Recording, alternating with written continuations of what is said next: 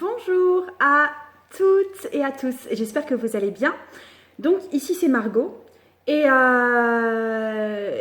il y a environ un mois, j'ai proposé de faire une vidéo de questions-réponses. Vous pouviez me poser toutes les questions que vous vouliez et je répondais dans une vidéo.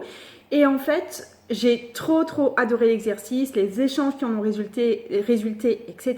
Donc j'ai décidé de reproduire l'expérience, d'ouvrir le champ pour des questions et de pouvoir vous y répondre. Alors là, très honnêtement, ce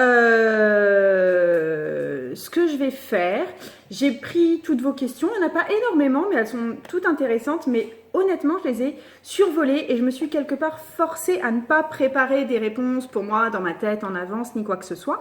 J'avais envie que ça reste un exercice très spontané pour moi. Et puis après, je pense que ce que je vais faire aussi...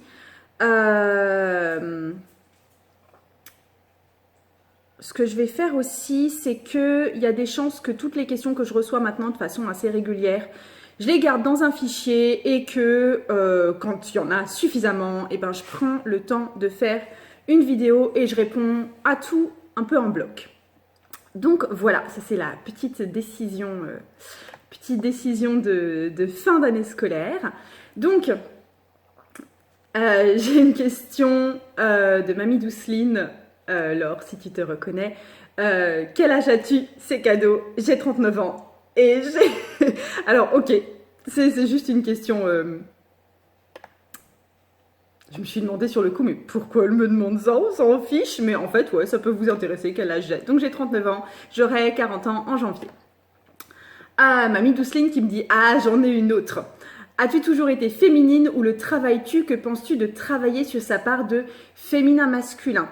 Ce que j'ai bien aimé dans la question aussi, c'était tout simplement que c'était une question qu'on m'a déjà posée en message privé sur Instagram et j'avais pas répondu parce que j'avais pas le temps, donc je vais répondre ici. Déjà, sérieusement féminine, alors ok, je me suis mis une jolie robe, un petit décolleté et tout, et puis je me suis rendu compte que la température avait baissé, je me retrouve avec the gilet de mémé, donc je sais pas si je peux répondre à la question d'être méga féminine aujourd'hui, mais en fait, c'est pas trop une question que je me pose. C'est pas une question que je me pose. Je sais pas comment on peut réellement travailler sur sa part féminine ou masculine. Si on le considère en termes vraiment énergétiques, pour moi, la part féminine, c'est la part réceptive et créatrice. Et la part masculine, c'est la part peut-être plus structurée et active. C'est entre autres des distinctions que je fais comme ça dans le tarot pour les cartes à consonance féminine et les cartes à consonance masculine. Et du coup, très honnêtement, je me retrouve quand même pas mal dans mon masculin à pas mal de moments de ma vie, enfin notamment en tant qu'entrepreneur. Hein. On est obligé de se servir assez largement de notre part masculine pour pouvoir réellement agir. Donc ça, c'est vraiment en termes énergétiques, mais et s'il y a un truc à travailler, c'est peut-être plus à ce niveau-là. Après, as-tu toujours été féminine ou le travailles-tu? Sérieusement, je sais pas. Je pense qu'en fait, j'ai fait une vidéo sur la féminité et mon enfant intérieur en fait, parce qu'il y a une période quand j'étais petite, j'étais pas considérée comme une jolie petite fille au sens féminin du terme. Je te remettrai le lien là en dessous. Ouais, je vais essayer de retrouver le lien de la vidéo pour vraiment la joindre à cette vidéo là parce que ça peut être vraiment intéressant. Et puis après, plus tard, je me suis révélée en tant que petite fille jolie et puis ensuite en tant que femme et femme avec des atouts de femme. Et honnêtement, j'aime bien ça. J'aime être une femme et j'aime avoir des atouts féminins. Et même si tu vois, j'ai pas des seins immenses, je suis pas typiquement dans les canons de beauté, je suis pas extrêmement maquillée, tu vois, je rajoute pas ce truc si je dois me définir dans un type de beauté féminine. On va plutôt dire que ça va être classé parmi le type de beauté assez saine et solide en fait, ça va plutôt être ça.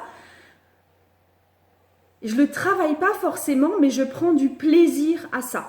Voilà, c'est plutôt ça. Je le travaille pas. Il y a des fois quand j'ai vraiment envie de m'acheter un truc ou autre chose, ouais, ça va être le cas.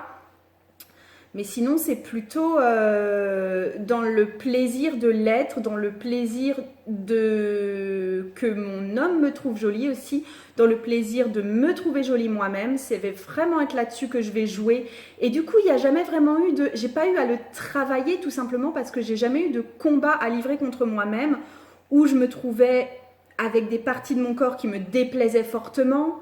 Je dis pas que j'ai pas de problème physique, hein, mais il n'y a jamais eu des choses que j'ai profondément eu envie de changer chez moi et je me disais mais je peux juste pas me saquer du tout. Ça ne m'est jamais arrivé. Du coup, accepter ma part de féminité ou de masculinité d'ailleurs, physiquement, ça n'a jamais trop été le souci. J'ai jamais trop subi non plus des problèmes réellement liés au harcèlement. Je sais très vite limiter ce genre de choses. Donc tout ça, ça a fait que c'est pas un sujet trop pour moi et je comprends que ça le soit pour d'autres, mais disons que c'est pas une problématique de ma vie. Et du coup, quand on me pose des questions du style comment vis-tu ta féminité ou qu'est-ce que ta féminité pour toi, je reste un peu comme deux ronds de flanc. Je suis en mode oui. Et en fait, ça m'a fait penser à, je regarde beaucoup, enfin je l'écoute sur YouTube, mais c'est un podcast qui est le Boys Club de Mademoiselle, et donc c'est des interviews d'hommes au sujet de leur masculinité, et la première question qui est toujours posée c'est machin chose, selon le prénom du mec, qu'est-ce que c'est pour toi être un homme? Et le mec à chaque fois ça le met en bug et ça lui prend longtemps à chaque fois de répondre à cette question. Et je me sens là dans le même bug quand on me demande comment gères-tu ta féminité? Je suis en mode, eh ben voilà, des trucs que je décide de faire au niveau féminin. Je suis un peu féministe dans l'âme, mais j'ai pas. Je continue à avoir des aisselles et des jambes épilées. Par contre, je ne porte quasi jamais de soutif. Enfin, il y a des décisions que j'ai faites comme ça, mais je veux dire, j'en fais pas un combat, j'en fais pas un étendard. Je me sers pas forcément de ma féminité au niveau de mon travail et de ma communication.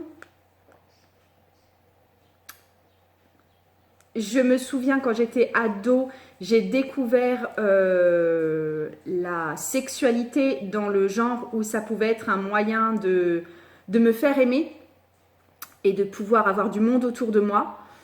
Donc ça a été longtemps le cas. La séduction et la sexualité, ça a longtemps été un moyen d'entrer en relation avec les hommes.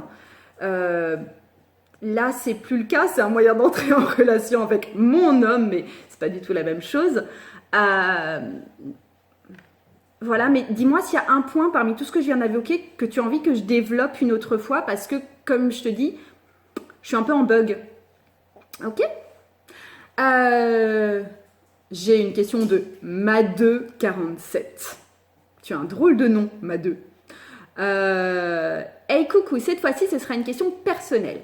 Niveau amour, j'ai envie de m'ouvrir à l'autre, de construire quelque chose avec quelqu'un. Bien sûr, pas n'importe qui. Qu'est-ce qui fait que ça prenne du temps et pourquoi le mental revient toujours vers les relations passées, surtout quand on se rend compte que pour l'instant, les choses sentimentales, c'est pas débloqué. J'espère que tu comprendras ma réflexion personnelle, sinon, belle journée et ravie de te suivre.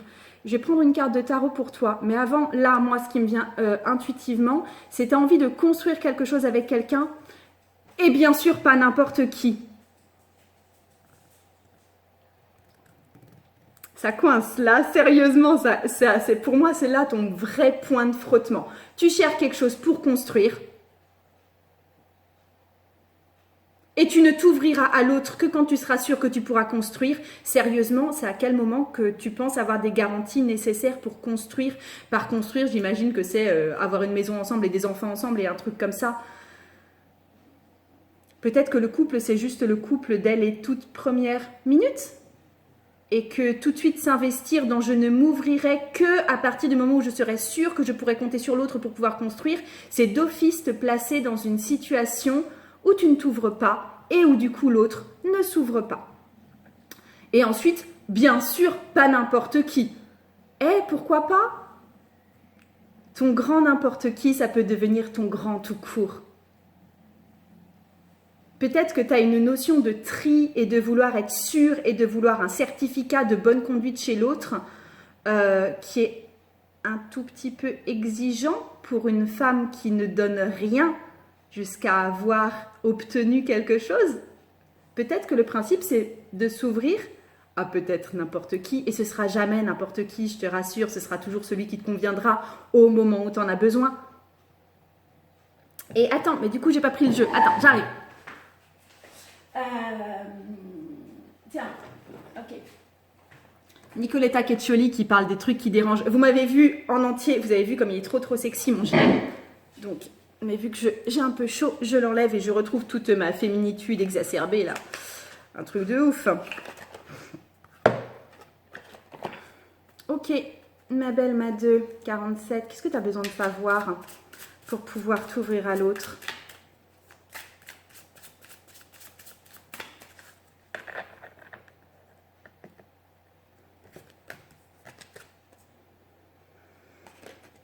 C'est un as de coupe. Ma belle, accepte-toi avant tout toi-même et toutes les petites parties peut-être pas si ragoûtantes de toi. Arrête d'avoir peur que l'autre te voie en entier. C'est pas parce que l'autre y voit des parties pas super sympas de toi, du style t'es peut-être chiante, t'es peut-être radine, t'es peut-être râleuse, t'es peut-être pas épilée. Ça ira. Accepte ça de toi, accepte d'être assez imparfaite, ça va le faire. Et offre toutes les parties de toi, à toi-même déjà, et à l'autre ensuite. Ça marche pas de faire le tri et d'attendre que l'autre soit vraiment bien. Et ensuite, c'est quand même une carte, l'as de coupe, c'est quand même une carte de mise en relation, hein, c'est une carte d'ouverture, de cœur. Yes. Alors, et toi l'essence, peux-tu nous raconter ton parcours pour apprendre l'astrologie? Quels sont tes mentors dans le domaine? Quelles ont été les formations et ouvrages qui ont été clés dans ta découverte? Moi aussi, j'ai adoré ta première vidéo questions et réponses. J'ai hâte de découvrir celle-ci. Coucou étoile essence. Pour apprendre l'astrologie, ma première mise pied à l'étrier, ça a été Sébastien Michel. Sébastien Michel que je connaissais pour son approche du tarot. Et parce que j'avais déjà des petites notions d'astrologie en général, je pense.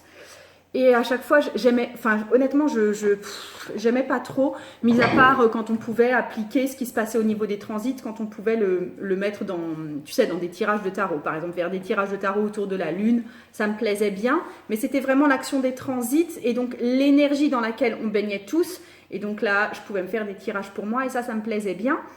J'ai appris un peu comme ça d'ailleurs, donc j'ai vraiment appris par le biais du tarot. Et ensuite, il y avait Benebel Wen qui est une de mes grandes mentors dans le domaine du tarot, qui fait beaucoup le lien aussi entre tarot et astro. Je ne comprenais pas trop ce qu'elle voulait dire par là toujours, mais je me suis dit, bon, il y a une voie à explorer de ce côté-là. Et ensuite, je suivais Sébastien Michel pour ses vidéos, c'était surtout sur tes vidéos et un peu ses bouquins, sur le tarot. Et je me suis rendu compte qu'il avait toute une partie astro. Et du coup, je me suis intéressée à ça. Et en fait, c'est là que ça a fait vraiment clic.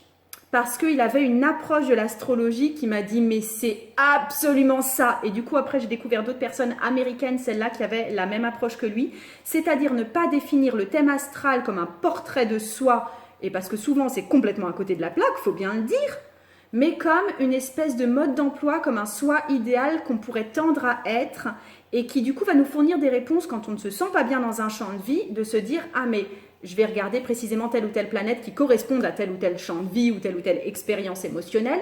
Et comme ça, je vais pouvoir peut-être réajuster le tir. Il appelle ça l'astrologie de coaching. Je n'appellerai jamais ça l'astrologie de coaching. Je trouve ça très laid.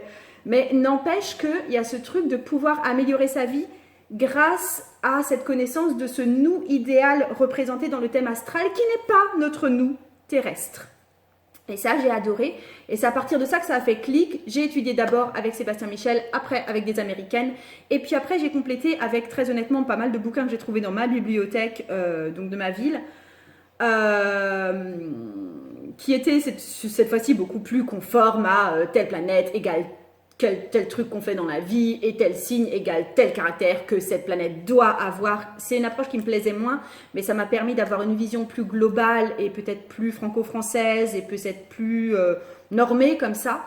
Donc j'ai poursuivi comme ça et maintenant ça se poursuit encore. Enfin, ça tu le sais bien, tu fais la même chose que moi, t'enrichis sans cesse ta réflexion et tes connaissances. Mais je suis pas comme toi, tu vois, je suis pas tombée sur un carnet de ma mère ou de ma grand-mère, je sais plus qui avait fait ça dans ta famille, qui avait déjà compilé plein de connaissances à ce niveau-là et qui visiblement c'était limite quelque chose de l'ordre de la transmission familiale en fait. Donc voilà, je suis pas dans ce même parcours, ça a vraiment été quelque chose de extrêmement autodidacte. Voilà. Je continue, j'ai fait une petite coupure pour décharger ma batterie. Donc une question de Joya. Bonjour Margot, pourrais-tu nous parler du lâcher prise? C'est un très gros problème pour moi que de déposer mon mental. Merci d'avance. On ne peut pas lâcher prise tant qu'on veut lâcher prise, c'est mort. C'est complètement mort. C'est n'importe quoi, je trouve, de travailler sur le lâcher prise. Tant qu'on travaille sur quelque chose, on ne lâche pas prise dessus. Par contre, cette idée de déposer mon mental ou de lâcher le mental ou de faire taire le mental, je pense qu'il faut arrêter ça. Vraiment, enfin, je veux dire, mais qu'est-ce que c'est que cette guerre contre le mental? Punaise, c'est super chouette le mental.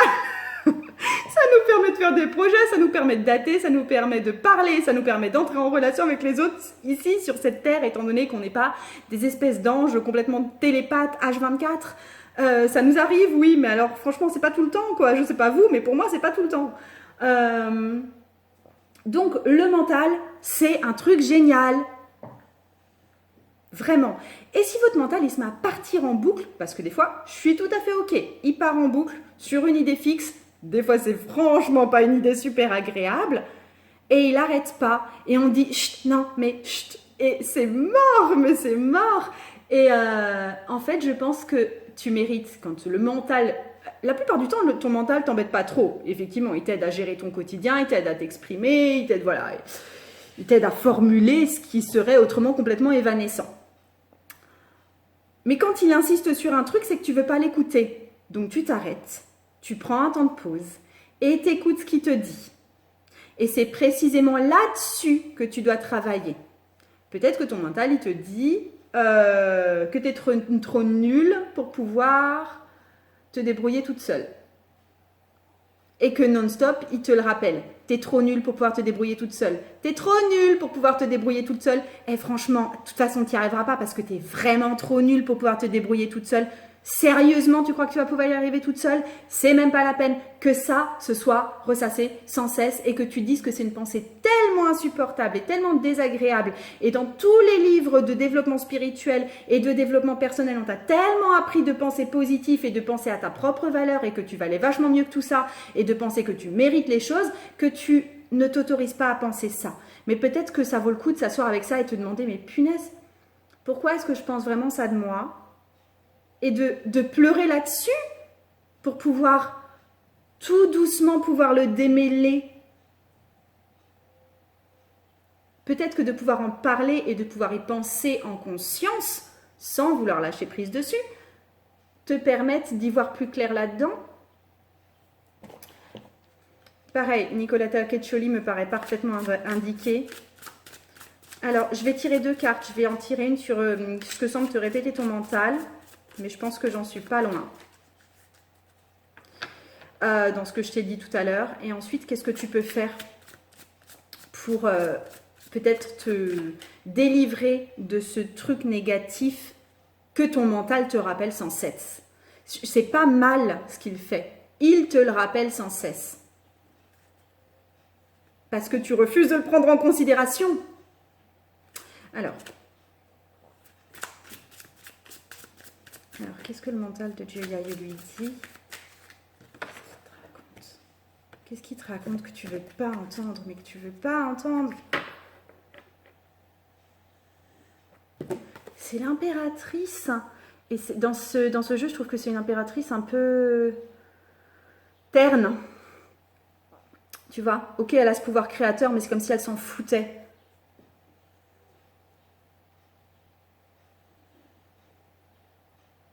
Alors, je sais pas, hein, mais pour moi, c'est soit je suis une femme qui ne sert à rien, ou je suis une femme qui n'a pas trouvé son utilité, ou je suis une femme qui ne prend pas son plaisir à créer dans ma vie actuelle.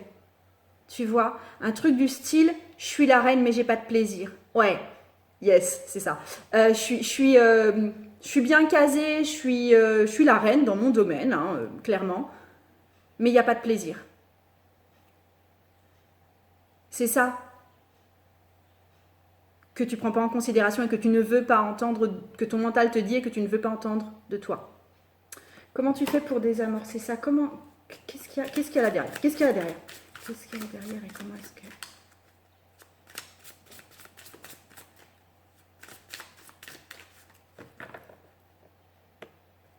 Attends.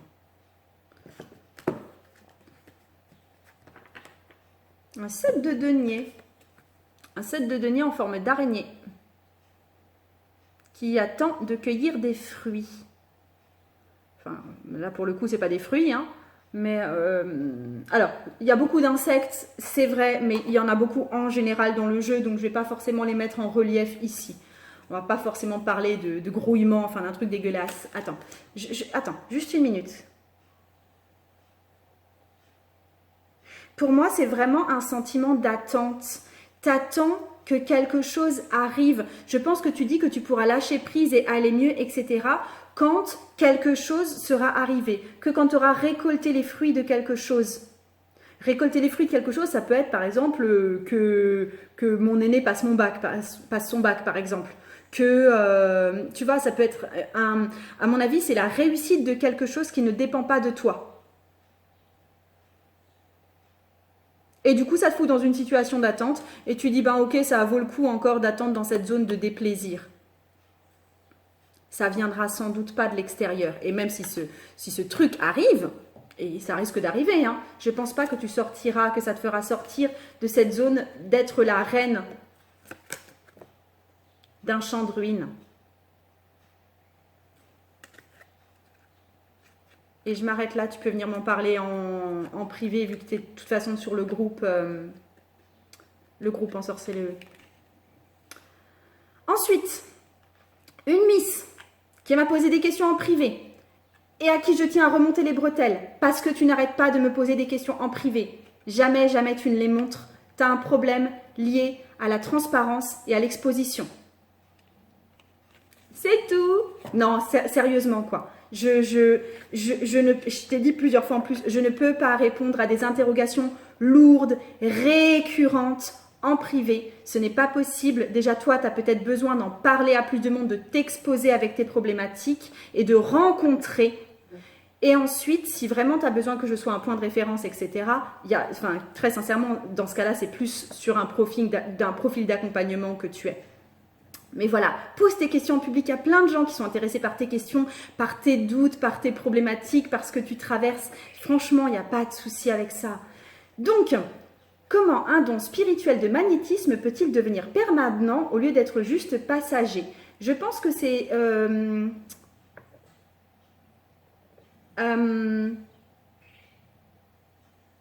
ça peut être permanent. Enfin, pour moi, c'est toujours permanent. C'est toi qui bloques le fait que ce soit permanent. Je pense que tu es tellement dans cette stupeur quand c'est arrivé, dans cette joie quand c'est arrivé, que c'est comme si tu arrêtais le monde. Et que je pense que tu as cette croyance de mon don de magnétisme, par exemple, ne se manifeste que de temps à autre et de façon anarchique, et en plus, même pas quand je veux vraiment que ça marche. Je pense que essaye de t'inscrire dans une autre croyance du style j'ai un don de magnétisme et je l'exerce quand je veux. Mets-toi là-dedans et dis-le toi vraiment et fais-le. C'est tout, tu le fais et tu vas voir, ça marche. Alors qu'est-ce qui t'empêche comment ça se fait que ton don de magnétisme soit seulement passager pour toi? Comment se fait-il que ton don de magnétisme soit seulement passager pour toi? C'est pas censé être passager.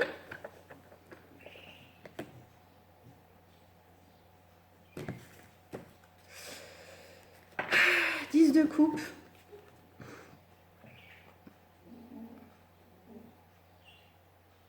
De coupe, hein, c'est une image normalement de réunion spirituelle, et que c'est trop cool. Mais là-dedans, c'est vraiment une petite fille qui joue sur un éléphant. Et c'est comme si tu étais trop petite.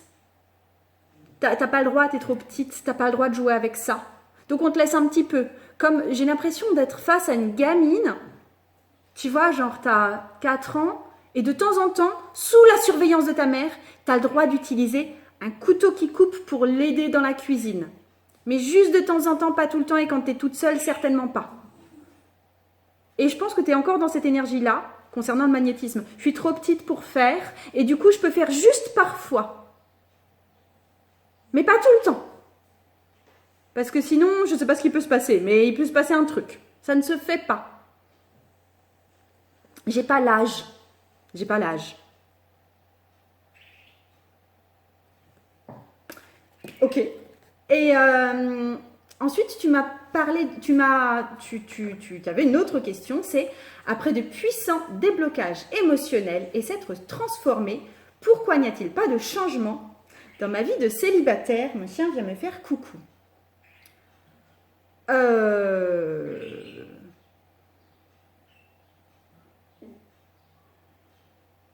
Parce que je pense que tu as beaucoup réfléchi sur toi, mais que tu as surtout... Enfin, je pense que tu as évolué au niveau, sans doute, de la prise de conscience de soi, quelque chose comme ça, mais que tu as très envie que ça reste juste spirituel, juste en surface, complètement déconnecté de ta vie, et que ta vie change réellement.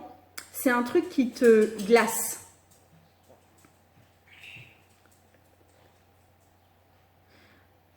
Ouais. Et je pense que tu as, comme le disent tes messages en privé, très peur de t'exposer et que tu te dis qu'il est hors de question que tu donnes si tu n'as pas la garantie absolue de ne pas être blessé. Cette garantie n'existe pas. Je suis vraiment toute désolée, cette garantie n'existe pas. C'est tout. Il va falloir que ton déblocage émotionnel et ta transformation, ça ne reste pas juste dans du domaine privé. Il va falloir que tu l'exportes à l'extérieur de toi. Pour l'instant, c'est juste un trip dans ta tête.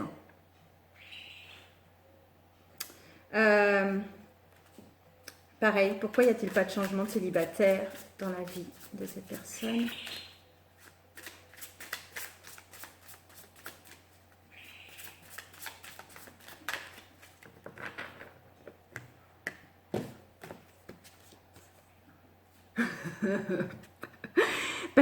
Parce que, chère grande prêtresse, tu te vois comme un personnage maintenant éminemment spirituel, dans une tour de glace, inatteignable, personne n'est plus à ta hauteur, et tu attends de rencontrer un être tout aussi spirituellement élevé et disponible que toi.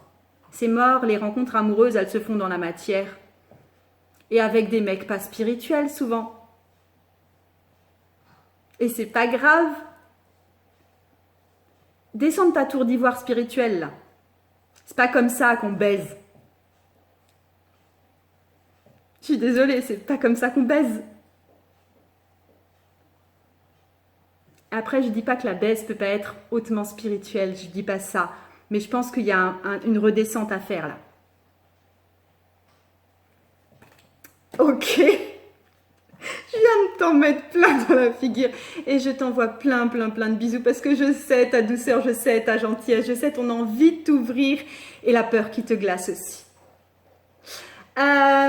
Ensuite, j'ai un autre nom bizarre. C'est une personne qui s'appelle Omkved. Je vais d'abord décharger ma mémoire. Donc, Omkved. Tu me dis, j'ignore si tu as déjà répondu à cette question, mais de quoi parle-t-on quand on évoque la part d'ombre et de lumière d'une personne? Et comment peut-on travailler sur ces deux aspects? Ce que j'appelle la part de lumière, je vais commencer par ça, c'est la part que tu aimes voir chez toi, ta partie de qualité, et ce que tu aimerais éventuellement plus développer encore chez toi. Donc pour moi, c'est assez simple et facile à voir et c'est justement part lumineuse, pas forcément dans le sens où elle est particulièrement reluisante, tu vois, mais où en tout cas elle est vue, dans le sens il y a un éclairage dessus, donc on le voit. En tout cas nous on le voit pour nous-mêmes, hein. C'est toujours par rapport à nous. Et la part d'ombre, c'est tout ce que tu ne veux surtout pas voir de toi, parce que tu trouves que ça craint, que ça pue et que ça ne devrait jamais avoir lieu. Et ça peut partir de trucs très basiques, hein, du style se conduire comme une connasse en voiture. Et on n'a surtout pas envie de voir qu'on se conduit comme une connasse en voiture.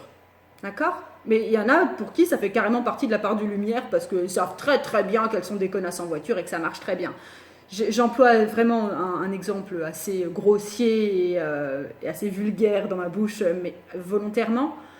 Mais c'est des choses que tu ne veux pas voir et que tu ne veux surtout pas admettre de toi et que tu enfouis sous un bon gros tapis de poussière et d'ombre. Et en général, cette part d'ombre, vu que c'est quelque chose qui n'est pas du tout assumé, elle va ressurgir et se manifester. Les gens vont voir plus ou moins ça chez toi quand même et auront tendance à te critiquer là-dessus ou à te chatouiller là-dessus ou à t'embêter là-dessus, mais pas toujours. Ce qui va surtout se voir pour toi, c'est ta part d'ombre, c'est en fait tout ce que tu vas remarquer qui te semble dégueulasse ou nul ou critiquable ou pas terrible à l'extérieur de toi. Et souvent, enfin non, pas souvent, c'est cette part extérieure du monde que tu refuses parce que tu la trouves vraiment super nulle, ça correspond exactement en miroir à ce que tu refuses de voir chez toi. Ok? Et en fait, moi, comment je travaille ça, notamment avec mes consultantes, c'est que la plupart du temps, les gens viennent me voir autour d'un problème, autour de quelque chose qu'elles aimeraient faire et qu'elles n'arrivent pas à faire, autour d'un truc qui bloque généralement dans leur vie. Et on va aller décortiquer ça pour aller voir les ombres qui se cachent derrière, qui les empêchent de dépasser ce blocage. D'accord ? On va mettre en lumière les parts qu'elles refoulent complètement, qu'elles ne veulent pas admettre chez elles et qui font que ça coince tellement fort dans leur vie, alors que visiblement pour d'autres personnes, et ben dans ce même champ de vie, ils ne sont pas bloqués, c'est juste ça file quoi, il n'y a pas d'obstacle. D'accord ? C'est là-dessus. Et en fait, je reviens sur ta question, j'en profite parce que la dernière fois, il y avait une question qui m'avait été posée. C'était une personne qui disait ne pas avoir assez d'argent ou assez de moyens pour investir sur un accompagnement avec moi de ce type-là, du type Mon ombre en lumière. Et du coup, elle m'avait demandé s'il y avait un programme de groupe qui était prévu, etc. Et je lui avais répondu que non, parce que c'était pas du tout, c'était pas du tout dans mes plans. Mais punaise, elle a semé une sacrée graine ici. Je tiens à te dire, si tu regardes cette vidéo, que je t'en veux terriblement, parce que c'est comme si tu avais semé un pépin de pommier à l'intérieur de mon bide et que c'est en train de faire... Donc oui, il y a un programme de groupe qui est en train d'être conçu autour de ça. Je ne sais pas quand il verra le jour, je ne vais pas faire mon lancement ici, mais juste pour dire que des fois, vous semez des petites graines dans ce genre-là à l'intérieur de moi et ça ne demande, mais mon Dieu, qu'à être exprimé. Des fois, ça tombe à plat, hein, du style, j'ai pas d'exemple là, mais on me donne une idée, je suis en mode moi. Et voilà, et ça ne se fait pas parce que ce n'est juste pas moi. Mais là, si, c'est peut-être un peu moi quand même, vu que je fais déjà des programmes de groupe et que je travaille de toute façon sur le programme Mon ombre en lumière dans les accompagnements. Donc, ça me ferait trop envie de faire ça en fait. Donc, ça viendra. Je sais pas quand. J'ai très envie. Et ensuite, une autre question qui ne m'a pas été posée dans ce cadre, mais qui m'a été posée par mail et dont je vais parler ici, parce que sinon, je vais être inondée de questions là-dessus et ça m'agace. En fait, j'avais annoncé à d'autres reprises, je ne tire pas le tarot, hein, c'est juste pour mes petites mains, que j'allais faire repartir ma formation tarot et bullet journal en septembre. Enfin, oui, en septembre. J'ouvrirai les ventes en août et puis ce sera pour septembre. Et depuis, j'ai des questions qui se multiplient, dont ce matin, un mail beaucoup plus consistant. Et donc, je vais répondre ici pour clarifier les choses parce que là, je ne suis même pas en démarrage, je ne suis même pas en campagne, les ventes ne sont pas ouvertes, il n'y a rien du tout. Donc, on va calmer le jeu. Et donc, c'est Audrey, coucou Audrey. Tu me dis « Bonjour Madame Robert Winterhalter », c'est moi. Je serai en vacances au début de la formation et n'aurai donc pas mon PC. Si j'ai bien compris, les vidéos restent disponibles un certain temps, donc cela ne devrait pas être problématique. Oui, et en dessous, sur ma page de présentation que vous trouverez sur mon site, que je vais vous remettre là en dessous, vous avez toutes vos questions de ce type-là qui sont répondues déjà. C'est bien cela? Oui. Et une deuxième question, je manipule principalement le tarot de Marseille, cela conviendrait-il à cette formation? Oui, c'est aussi marqué en dessous. Je pense que ça sera l'occasion aussi de travailler plus avec et développer de nouvelles connexions. Tout à fait. Après, j'ai différents jeux, dont des bases Rider Waite, donc c'est juste pour s'organiser. Mais sérieusement, mais on va se calmer un petit peu là. Tu veux t'organiser 2 mois en avance pour enfin, je veux dire, c'est pas un cours qui... ah si, ça va vous faire bouger. Si, ça, oui. Mais je veux dire, ça demande pas une grosse planification à l'avance. Je veux dire, c'est un cours qui dure 1 mois, quoi. Et une troisième, cette formation permet-elle de trouver les bons objectifs et de mieux s'organiser pour les tenir? Oui, c'est tout l'objectif du cours. Enfin, je veux dire, il n'y aurait pas de cours s'il n'y avait pas cet objectif-là. Merci d'avance et belle soirée à toi aussi. Mais en gros, très honnêtement, toutes les questions qui m'ont été posées là et toutes les questions qu'on me repose sans cesse sont toutes sur la page de vente. Toutes. Donc, il n'y a pas de souci. Vous travaillez avec les cartes que vous voulez. Les inscriptions ne seront qu'en août, donc c'est pas la peine de vous presser. C'est cool. Et ensuite, les inscriptions. De toute façon, je préviens tout le monde par mail, par Instagram. Enfin, je veux dire, quand je lance un truc, en général, je communique dessus. Donc, vous ne louperez pas, sauf si, quand l'information passe, vous vous dites que vous avez le temps et que vous prenez environ 5 semaines pour me répondre. Là, en général, le créneau est passé, effectivement.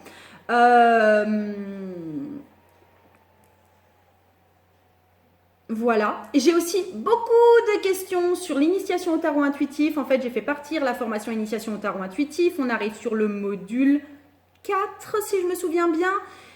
Et j'ai beaucoup de gens qui viennent me dire que qu'ils aimeraient bien s'inscrire, sachant qu'ils ont loupé l'ouverture. Et je réponds que la prochaine session, ce sera normalement pour janvier, et encore c'est pas sûr. Ce à quoi on me répond que ça fait quand même super tard. Et ça me fait vraiment super plaisir parce que ça veut dire qu'il y a une impatience, ça veut dire qu'il y a cette demande, etc.